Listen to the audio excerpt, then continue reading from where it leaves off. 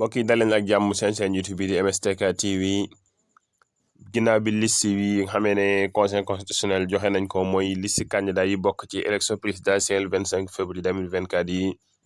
ñu rekkale kii di président Ousmane Sonko nga xam ne bokkul ci liste bi kii di Maimouna Bousso nag daal di def benn live bu am solo daal di wax li ko naqari lool ci kale gi ñu kale ki nga xam ne mooy candidat muy président Ousmane Sonko. Maimouna Bousso nag ku ko xam-xam ne bokk na ci allié président Ousmane Sonko yi gën a fidèle ci moom ñu koy défendre lu bëree bëri fii ci plateau yi ne ci biir réewum Sénégal. Maimouna Bousso nag nekk jigéen goo xam ne si jigéen gu man góor la nekk jigéen gu takku li nga xam ne moo di wàllum politique mu doon ku ci fes loolu doon ku ci ràññee ko trop. Maimouna Bousso nag daal di nekk koo xamante ni si day faral di jàppale président Ousmane Sonko ci kaw ak ci suuf daal ci ràññee ko trop. mu am live bu am solo bu mu def nag di wax lan moo ko naqari ci invalidation bi nga xam def nañ ko kii di candidature président Ousmane Sonko. ba tax na sax nee na du nangoo wax ci leneen lu dut li nga xam ne mooy candidature président Ousmane Sonko ñu marché déglu ko waaye nag am na lu ko naqari trop boo déglu ay kàddu. doole dafa mën dëgg c'est pas parce que daf ñu metti nag dañoo baisser les bras déedéet mais am nañu droit taxaw ci métti bi parce que nag suba la mais tey dañuy taxaw ci sunu candidature bi nga xamante ne tappale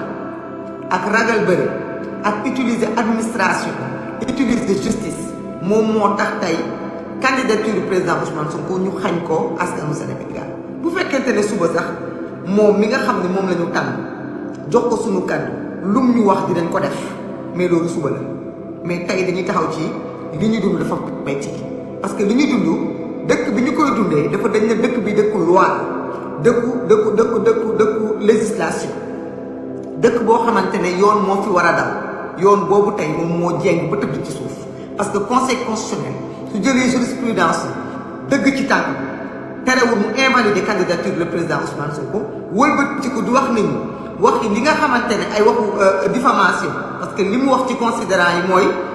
président Ousmane Sonko dañ ko condamné définitivement ci affaire Mame Mbaye Niang bi donc loolu moo tax administration am na sañ-sañu def li mu def loolu ci réew mi ñuy wax Sénégal ñaata nit ñoo fi di diffamé balaa fi ñu toll nii diffamation tax ñu ne nit kooku doo concourir au destin de ton pays waxuñu la da ngaa sàcc waxuñu la da ngaa lubal waxuñu la da ngaa détourné waxuñu la lenn lu ñaaw lu dul dañu ne la da nga def diffamation te diffamation boobu ci lan nga ko defee ci demander les deniers publics du Sénégal. Prodac 45 milliards diffamé woo nit ki de ci vie privée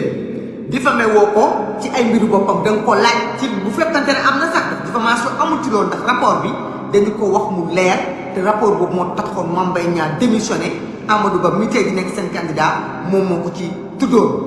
mais ci dossier boo xamante ne le président Ousmane Sonko dafa laaj ana fan la ñu dugal xaalisu askan bi ana lan moo nekk ci rapport boobu ñu ne ko doo bokk ci élection présidentielle yu Sénégal waaye nag suba beneen bis dina ñëw tey nga may ma rek ma taxaw ci tey ndax jàpp naa ni tey moom moo taxaw. mais dafa leen a jël candidature Bassirou Diomaye Faye loolu quand même mën nga ci wax may mën a. waaw ñu ngi koy rafetlu bu baax a baax parce que dama jàpp ni ci candidature Bassirou Diomaye c'était le choix du président Ousmane Sonko. man depuis le début nee naa leen man tiituma ci candidature Bassirou Diomaye nga baal ma nag dinaa wax ci candidature Diomaye beneen jour mais tey sama candidature candidat moom la ñu bañ mooy le candidat le président Ousmane Sonko man moo nekkoon sama candidat nekk suñu candidat suba bu fekkente ne dañuy def Bassirou Diomaye candidat loolu ci bëgg-bëggu le président Ousmane Sonko lay doon man du ma ànd ak nit du ma la jiitalee du ma la faxasal lu mu wax loolu lay wax. naam sax am naa ci mbégte bu baax que Bassirou Diomaye porteur du projet PASTEF reste en ligne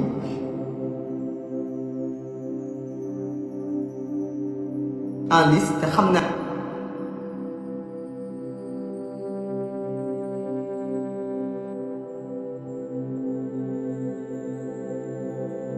ni comme li may wax rek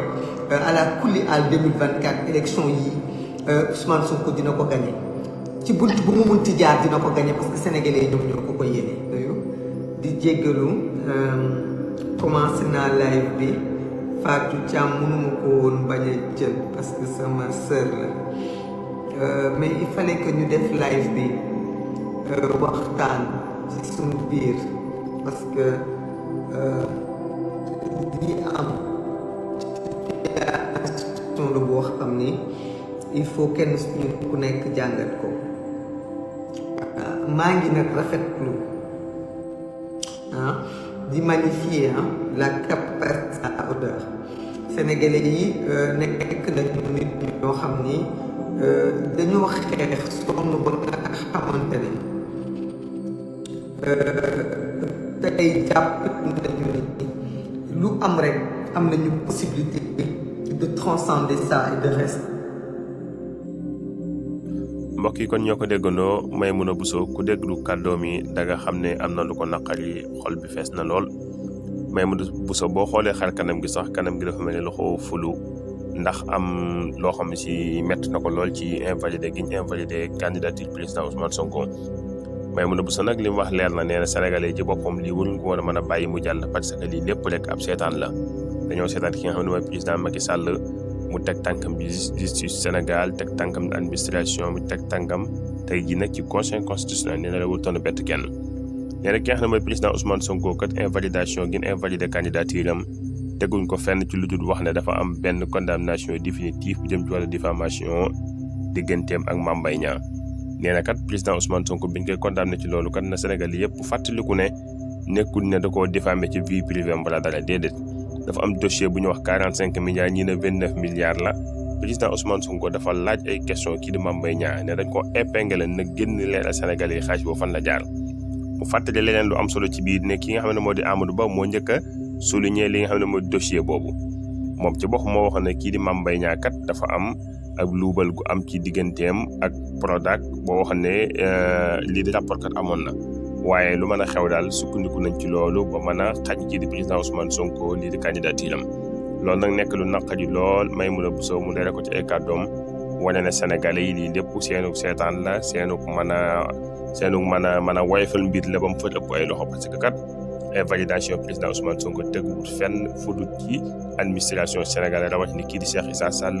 nga xam ne mooy directeur caisse de consignation waaye lépp mu ngi nekk lu neex président Macky Sall kon nag ñu wéy ba beneen yoon rek di leen ñaan ngeen wéy di abonné di partage vidéo yu baax jaa ngeen jëf ba beneen jàng